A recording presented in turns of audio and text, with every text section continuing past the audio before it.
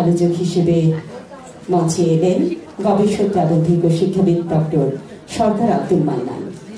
যারা এই নামের সঙ্গে পরিচিত, আব্দুল মান্নান সরকার এবং ডক্টর সরকার আব্দুল মান্নান, তাদেরকে বলছি না, কিন্তু যারা পরিচিত নন তাদেরকে বলছি দুটি নামের মধ্যে একটি চমৎকার মিল রয়েছে। দুজনে কি একই ব্যক্তি? কি মনে হয়? না, দুজন আলাদা সত্তা নিয়ে আছেন, দুজনেই সাহিত্যিক। আমাদের শ্রদ্ধা তাদের প্রতি। জোর করতালি দিয়ে আসুন আমরা আবার শ্রদ্ধা জানাই। কথা সাহিত্যিক আব্দুল মান্নান সরকারের বই নিয়ে আলোচনা করছেন গবেষক প্রাবন্ধিক ও শিক্ষাবিদ ডক্টর সরকার আব্দুল মান্নান। শুভ বিকেল।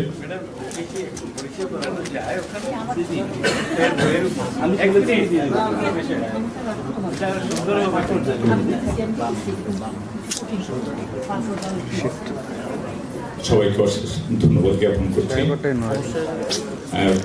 শিশু কিশোরদের দুইটি গান পরিবেশিত হয়েছে। আমি আসলে খুবই মুগ্ধ হয়েছি, অসাধারণ গেয়েছে তারা। কেন এই কথাটা বললাম আপনার কেউ কিছু মনে করবেন না। আমাদের মুসলমান পরিবারগুলোতে শিল্প সাহিত্য সংস্কৃতির চর্চা, বিশেষ করে সঙ্গীতের চর্চা, নৃত্যের চর্চা, এই বিষয়গুলো কমে আসছে। এরকম একটি বিষয় হয়েছিল চাঁদপুরে। আমি বেশ কিছু অনুষ্ঠানে গিয়েছিলাম। সেখানে যখন শিল্পীদের নাম বলছিলেন উপস্থাপক, তখন আমি দেখলাম যে অধিকাংশ নামগুলি হচ্ছে সনাতন ধর্মাবলম্বীদের ছেলে মেয়েদের নাম। তো যখনই দেখি যে কোনো অনুষ্ঠানে শিশু কিশোররা গান পরিবেশন করছে, নৃত্য পরিবেশন করছে, তখন আমার মনে হয় সেই বিখ্যাত উক্তি যে যেই সমাজে শিল্প সঙ্গীতের চর্চা হয় সেই সমাজ কম অপরাধী হয়।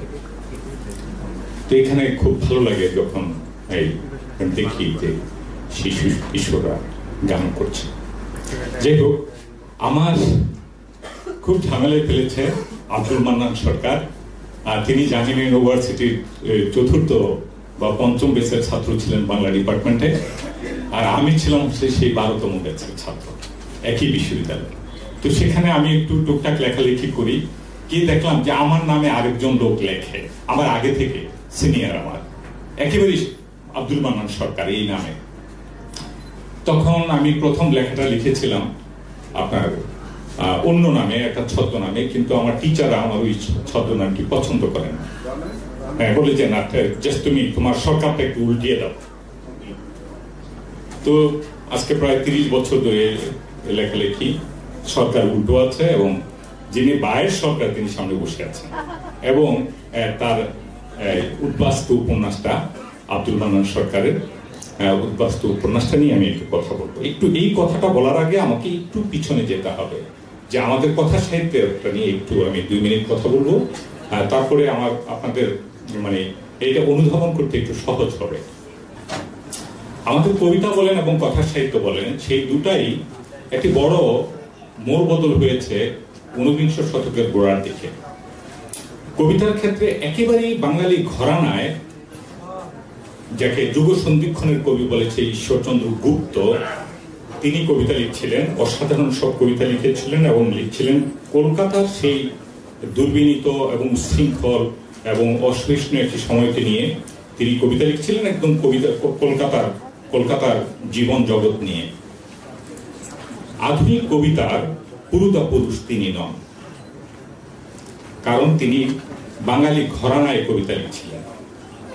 পরবর্তী পর্যায়ে যিনি সম্পূর্ণ ইউরোপীয় প্যাটার্নে এবং তাদের মননে এবং তাদের জীবনবোধ এবং জীবন আকাঙ্ক্ষাকে ধারণ করে যিনি কবিতা লিখছিলেন, তিনি হচ্ছেন মাইকেল মধুসূদন দত্ত। আমাদের বাংলা আধুনিক কবিতার সূচনা লগ্ন মধুসূদন থেকে ধরা হয়, ঈশ্বরগুপ্ত থেকে না। অনুরূপভাবে কথা সাহিত্যের ক্ষেত্রে এরকম আপনার একেবারেই বাঙালি ঘরানায় যিনি লিখছিলেন, টেকচাঁদ ঠাকুর, পীরচাঁদ মিত্র, তার আলালের ঘরের দুলাল, একেবারেই কলকাতার সেই মানে রাতারাতি বড়লোক হয়ে যাওয়া বাঙালিদের যে জীবন, সেই জীবনের শৃঙ্খলতা, সেই জীবনের নানা রকমের পচন, নানা রকমের দুর্বৃত্তপনা, নানা রকমের মানে কি বলে যেটা একেবারেই বাঙালি জীবনের সাথে যায় না, সেই জীবনের চিত্রটা তুলে ধরেছিলেন টেকচাঁদ ঠাকুর। কিন্তু আমাদের বাংলা কথা সাহিত্যের সূচনা লগ্ন টেকচাঁদ ঠাকুর দেখা হয় না। পরবর্তী পর্যায়ে একজন আমলা, অসাধারণ মেধাবী, প্রতিভাধর বঙ্কিমচন্দ্র চট্টোপাধ্যায়, তিনি নায়ক নায়িকা তৈরি করলেন, প্রেম তৈরি করলেন। যদিও বাঙালি জীবনে আসলে প্রেম নাই ওই অর্থে, কারণ মেয়েদের বিয়ে হয়ে যেত 10 বছর বয়সে, প্রেমের সময় কথা। কিন্তু তিনি সেটা আনলেন, কারণ তিনি ইউরোপীয় সাহিত্যের সঙ্গে পরিচিত ছিলেন। তিনি চরিত্র তৈরি করলেন, তিনি ঘটনা তৈরি করলেন, নানা রকম ব্যাপার আনলেন। বাংলা কথা সাহিত্যের সূচনা লগ্ন তৈরি হয়, সূচনা বিন্দু টেকচাঁদ ঠাকুর থেকে নয়, বঙ্কিমচন্দ্র চট্টোপাধ্যায়। সুতরাং বুঝতেই পারছেন যে আমাদের কবিতার ক্ষেত্রে হোক অথবা কথা সাহিত্যের ক্ষেত্রে হোক, আমাদের যে ইতিহাসটা আজ অব্দি চলে এসছে, সেই ইতিহাসটার গোড়াটাতে এরকম একটা ঘটনা ঘটেছিল। আমরা সেটাকে কিন্তু অস্বীকার করতে পারি না। পরবর্তী পর্যায়ে আপনারা জানেন যে কথা সাহিত্যের ক্ষেত্রে রবীন্দ্রনাথ ঠাকুর তার কথা সাহিত্য দেখবেন যে চরিত্র আদৌ কি বলে মানে সাধু ভাষায় কথা বলে, চরিত্রও কিন্তু সাধু ভাষায় কথা বলে। সেখানে চরিত্র যে তার কথা বলার ভেতর দিয়ে স্বতন্ত্র একজন মানুষ হয়ে উঠবে তা কিন্তু না। এই জায়গাটাতে বড় একটা পরিবর্তন আনে, যাকে নিয়ে কোনো কথাই বলা হয় না, তিনি হচ্ছেন জগদীশ গুপ্ত। একেবারে গ্রামীণ জীবন, যেটা নিয়ে রবীন্দ্রনাথের বা অন্যান্য কবি সাহিত্যিকদের খুব উচ্ছ্বাস ছিল, জগদীশ গুপ্ত এসে সেই উচ্ছ্বাস ভেঙে দিলেন, বললেন যে না, তোমরা যেভাবে দেখো জীবনটা ওরকম না। ওখানে এক হাত জমি নিয়ে খুনাখুনি হয়ে যায়, একটি সুপারি নিয়ে খুনাখুনি হয়ে যায়, অত রোমান্টিক না গ্রাম। এবং আপনারা যারা গ্রামে বড় হয়েছেন, বেড়ে উঠেছেন, জন্মগ্রহণ করেছেন, তারা জানেন যে আসলে গ্রাম ওরকম না। রবীন্দ্রনাথ যেই দৃষ্টিকোণ থেকে বা সেই সময়কার রোমান্টিক কবিরা, কথা সাহিত্যিকরা যেই জীবন থেকে গ্রামটা দেখেছেন, আমাদের গ্রামটা আসলে এরকম না, অন্যরকম। এই ধারাবাহিকতা জগদীশ গুপ্তকে কেন্দ্র করে রবীন্দ্রনাথের কথা সাহিত্যের একটা ধারা তৈরি হয়, কিন্তু সেখানেও মতাদর্শের একটা বড় জ্বালাতন ছিল। এবং এটা থেকে মানিক বন্দ্যোপাধ্যায় নিজেও কিন্তু মুক্ত না। এবং এক চরম রূপ আমরা দেখি সৈয়দ ওয়ালিউল্লাহর মধ্যে। একেবারে আমাদের গ্রামীণ জীবনটাকে তিনি লিখলেন, আমাদের গ্রামীণ মানুষগুলো নিয়ে, তাদের ধর্ম নিয়ে, তাদের বিশ্বাস নিয়ে, তার হাজারটা বিষয় নিয়ে। কিন্তু ভেতরে সম্পূর্ণরূপে ইউরোপ। আপনার সেখানে আমরা দেখলাম যে অস্তিত্ববাদ কাকে বলে, সেখানে আমরা দেখলাম যে মানে মানুষের চেতনার যে নিরন্তর প্রবাহ, চৈতন্য প্রবাহের কথা সাহিত্য যেটাকে বলি, স্ট্রিম অফ কনসাসনেস, এগুলো নিয়ে আসলেন। কিন্তু এইখানেও একই ব্যাপার চললো, এর ব্যতিক্রম কিছু মানুষ আছে।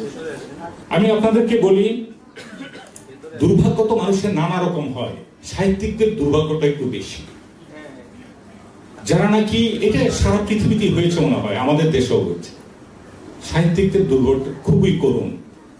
জীবনানন্দ দাশ তার জীবদ্দশায় 200-র বেশি কবিতা ছাপে নাই। তিনি জেনেও যান নাই যে কত বড় মানের কবি, তিনি জেনেও যান নাই, তার আগে মারা গেছে।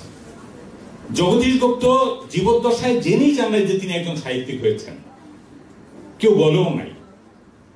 আমরা অনেকে জগদীশ গুপ্তর নামও জানি না।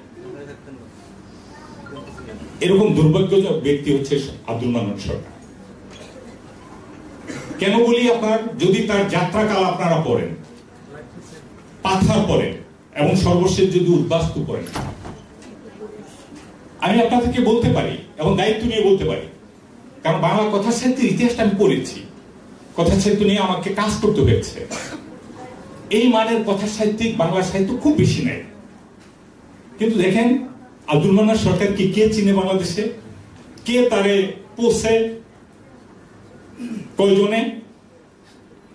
কারণ কি তিনি সারা জীবন গ্রামে থেকেছেন, লেখা ছাড়ার কোনো কাজই নেই, কোনো ধান্দা নাই।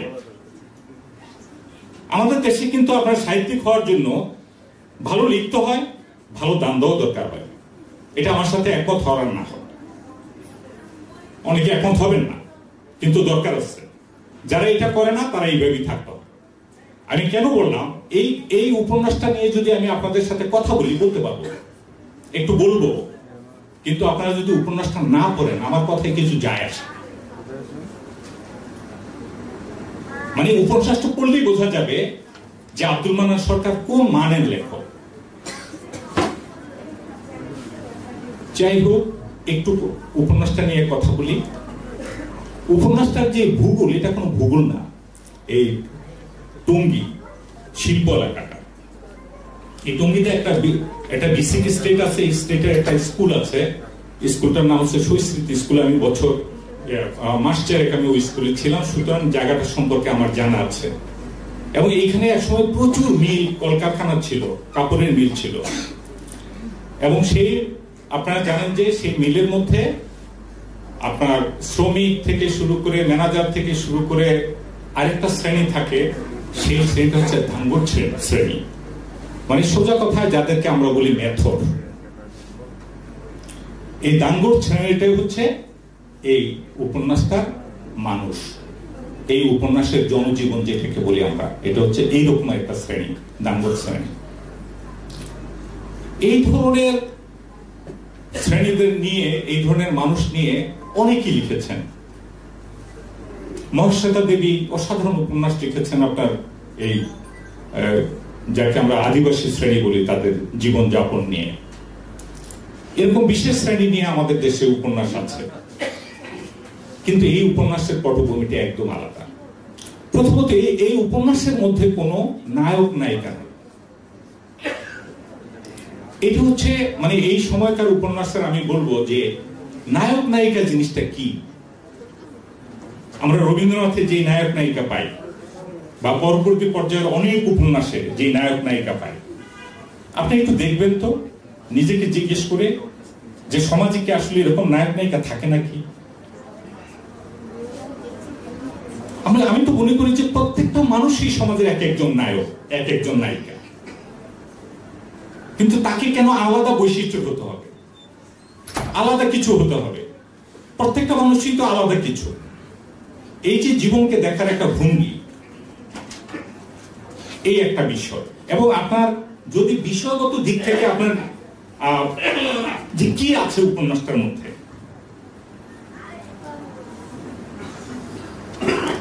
দাঙ্গরদের খুব ছোট্ট করে আছে এদের যৌন জীবন, এই জীবনটাকে তারা কিভাবে ভাবে। 2 নম্বর আছে এই সমাজটার এদের ভিতরের সোসাইটিটা কেমন, এরা জীবনটাকে কিভাবে উপভোগ করে, এর সাথে কোনো রাজনীতি জড়িত আছে কিনা, এর সাথে ধর্মের সম্পর্কটা কি, ধর্মকে তারা কোন দৃষ্টিকোণ থেকে দেখে। এই যে বিপুল একটা সমাজ, এই সমাজে তারা আছে, তাদের অবস্থানটাকে তারা কিভাবে ভাবে, কিভাবে মূল্যায়ন করে। যে এত মানুষ, মুসলমান আছে, অমুক আছে, তমুক আছে, অনেক বড় কর্মকর্তা আছে, ম্যানেজার আছে, সেখানে তাদের অবস্থানটা কোথায়, ক্ষমতা আছে, অর্থ আছে, যৌনতা আছে, এগুলির সাথে দাঙ্গর শ্রেণীটা কিভাবে জড়িত হয়ে যায়, এবং আপনার কিভাবে তারা বঞ্চিত হয়, বঞ্চনার প্যাটার্নটা কেমন। এবং কিছু মানুষ এখানে আছে খুব বিচ্ছিন্নভাবে, কিছু মানুষ, এর মধ্যে একজন মাস্টারের জীবন আছে, একজন স্কুল শিক্ষক,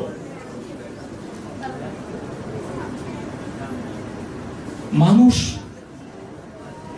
এই যে নানা রকমের বিভাজন, ধর্ম, অর্থনৈতিক শ্রেণী, নানা রকমের বিভাজন, বা এই শ্রেণীটা যে দাঙ্গর শ্রেণীটা, যাদের হাতের পানি খায় না কেউ, যাদের দিয়ে সব কাজ করাবে কিন্তু তাদের হাতে পানিটাও খাবে না, এই সমস্ত মানুষগুলোকে তিনি শুধু মানুষ হিসেবে ভাবেন, যে মানুষের আর কোনো পরিচয় নাই। এই যে জীবনকে নানা দৃষ্টিকোণ থেকে দেখা, এই দেখার ভঙ্গিটা আমরা আব্দুল মান্নান সরকারের লেখাগুলোতে পাই। আর একটু বিস্তারিত বলি, আপনার মিখাইল ভাক্তিন নামে এই রাশান একজন সাহিত্য তত্ত্ববিদ, ফিলোসোফার। তিনি বলেছিলেন যে চরিত্রগুলো তো তার নিজের সংলাপের ভেতর দিয়ে সে আলাদা পরিচয় ফুটে উঠবে। মানে লেখক কেন বলে দিবে যে সে এমন, সে তেমন, সেই রকম? লেখক কেন এগুলো বলে দেবে? চরিত্রগুলো আপন স্বভাবের ভেতর দিয়ে, আপন বাচনের ভেতর দিয়ে সে নিজেকে তুলে ধরবে। এই যে জীবনবোধ, যেটা আপনি রবীন্দ্রনাথ বা শরৎচন্দ্র চট্টোপাধ্যায় কোথাও পাবেন না, নাম গ্রন্থ নাই। সব মনে হয় যে সব চরিত্রের ভূমিকায় রবীন্দ্রনাথ কথা বলছেন, তার ল্যাঙ্গুয়েজটাই তাদের মুখে তুলে দেওয়া হচ্ছে। এই যে ভারতীনের যে জীবনবোধ, এটা এখন পর্যন্ত অনেক সাহিত্যিকরা আনতে পারেন। আব্দুল মান্নান সরকার সম্ভবত সেই ধাঙ্গরদের যে সমাজ, সেখানে বহুদিন তিনি অবস্থান করেছিলেন শুধু তাদেরকে জানার জন্য, এবং তাদের যে ডায়ালেক্ট, তাদের কথা বলার যে ভঙ্গি, তাদের যে বাচন, যেই সব শব্দ তারা চয়ন করে কথা বলতে গেলে, এগুলোকে তিনি আত্মস্থ করে এই উপন্যাসে খুব সহজ স্বাভাবিকভাবে তুলে ধরতে চেষ্টা করেছেন। একটি বীজ অঙ্কুরিত হওয়ার পরে যেমন আপন স্বভাবে বেড়ে উঠে, যেখানে কোনো জোর জবরদস্তি নেই লেখকের, ঠিক তেমনি ভাবে প্রতিটি চরিত্র আপন স্বভাবে বেড়ে উঠেছে। এবং তার যে ভাষাবোধ, তার কথা সাহিত্যের মধ্যে যে ভাষা থাকার কথা, অসাধারণ এক স্রোত সেখানে আছে। কোথাও আপনাকে হোঁচট খেতে হবে না, মনে হবে না, আপনার মনে হবে যে একজন অসাধারণ একজন বড় লেখকের মানে এক একটি আচরে এক একটি চরিত্র তৈরি হয়ে যাচ্ছে। মনে হবে একটা গতিশীল নদী, একটা স্রোতবাহী স্রোতস্বিনী নদীর মতো চলছে। কে চিনে? আমরা কি তাকে চিনি? তার কয়টা বই আমরা কে পড়েছি? এইটা হচ্ছে দুর্ভাগ্য। আমি একটু কয়েকটা জায়গাতে আপনাদেরকে একটু পড়ে শোনাবো, তাহলে আপনাদের এই বইটা তো হাতের কাছে এখনই পেয়ে যাবেন না, আমি দুই একটা লাইন পড়ে শোনাই, তাহলে আপনাদের একটু বুঝতে সুবিধা হবে।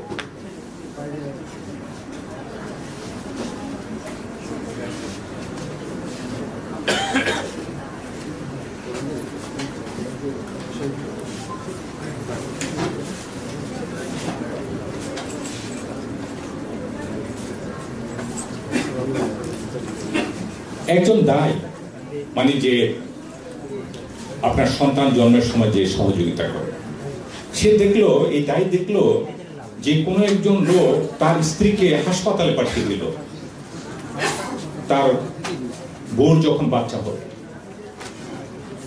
এটা যে সমাজের কি মারাত্মক পরিবর্তন, সমাজটা কিভাবে পরিবর্তন হয়ে যাচ্ছে যে হাসপাতালে গিয়ে বাচ্চা হয়। মানে এটা তো সমাজ আগে কখনোই জানতো না যে বাচ্চা হওয়ার জন্য হাসপাতাল আছে।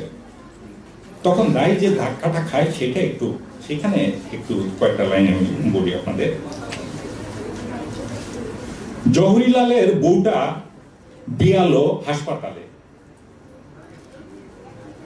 ধাঙ্গরদের বৌজিরা বিয়োবার জন্য কবে আবার হাসপাতালে গেছে? বাবুদের বৌজিরা হাসপাতালে যায় বিয়ানোর জন্য। সে কি শুধু তাদের টাকা আছে বলে? না, তাদের মরার ভয়টা বড় বেশি। বনমালীর কাছে এ নিয়ে একদিন আক্ষেপ করেছিল মাদিবুড়ি। মাদিবুড়ি হচ্ছে ভাই। জহরিলালের বউ তো কুলাচারের কোনো কিছুই মানত না। আর ছেলে জহরিলালও হয়েছে যেমন, রাত দিন মিলের অফিসারদের সাথে মিশে মিশে সে তো একরকম ম্লেচ্ছুই হয়ে গেছে। এরপরে তাদের ডায়ালেক্টটা দেখেন একটু। আরেকটি মেয়ে তার হাতেই হয়েছিল, এই মেয়েটি হচ্ছে রাধা, অসাধারণ সুন্দরী একটি মেয়ে। এই রাধাকে নিয়ে এই উপন্যাসের মধ্যে নানা জায়গায় তাকে কি বলবে, হৃদয়ের রক্তক্ষরণের মতো ঘটনা ঘটেছে এই রাধিকাকে নিয়ে, এই একটি মেয়েকে নিয়ে। আমি এটা এই রাধিকার কথাটা একটু আপনাদেরকে একটু মনে রাখতে বলবো, আমি তাকে নিয়ে দুটো কথা বলবো। রাধার আরেকটা নাম রাধুয়া। রাধুয়ার বিয়েতে তো সে শাড়ি পাবে, ওই ধাই শাড়ি পাবে। হ্যাঁ, ছেলে হওয়ার সময় পাবে আরো একখানা, মাধি বুড়ি, চোখ দুটি চকচক করে আর সে খুশিতে নাচতে ইচ্ছা হয় তার, কিন্তু একটা চক্কর দিয়ে সে থেমে যায় না। না, বাতের ব্যথাটা, আচ্ছা এটা আমি মনে হয় একটু ভুল জায়গায় ইয়ে করছি।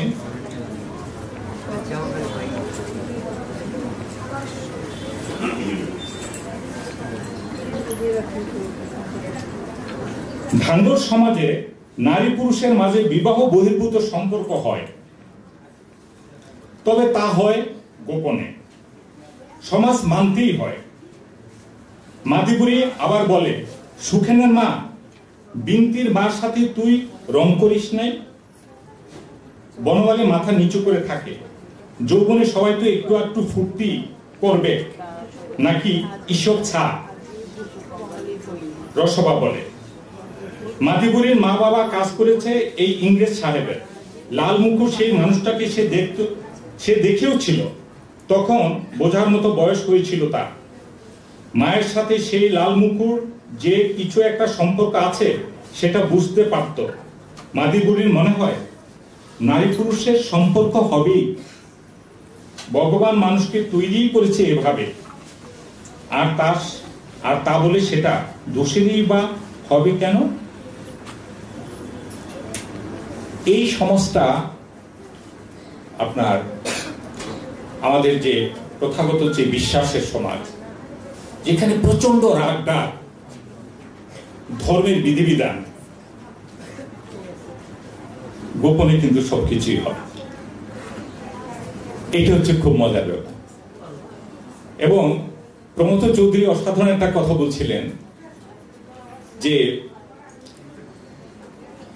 গুপ্ত জিনিসের পক্ষে দুষ্ট হওয়া স্বাভাবিক। ফলে আমাদের জীবনে যেটা দুষ্ট হয়ে গেছে, এই ধাঙ্গুরদের জীবনে সেটা দুষ্ট হয়।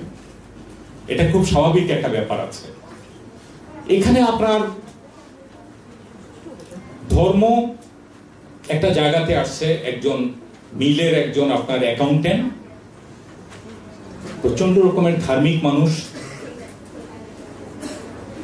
আপনার তিনি নামাজ পড়েন, 5 ওয়াক্ত নামাজ পড়েন। নামাজ পড়তে পড়তে তার কপালে দাগ পড়েছে, তিনি খুব ব্যস্ত। কারণটা হয়েছে কি, আপনার প্রচুর পরিমাণ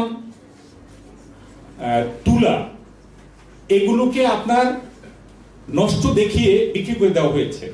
সেই বিক্রির টাকা নিয়ে তার সঙ্গে আরেকজনের লাগছে, মিলের তুলা বিক্রি করে দেওয়া হয়েছে, এবং সেই জন্য তার এই যে জীবনযাপন সেটা খুবই দুর্বিষহ হয়ে উঠেছে।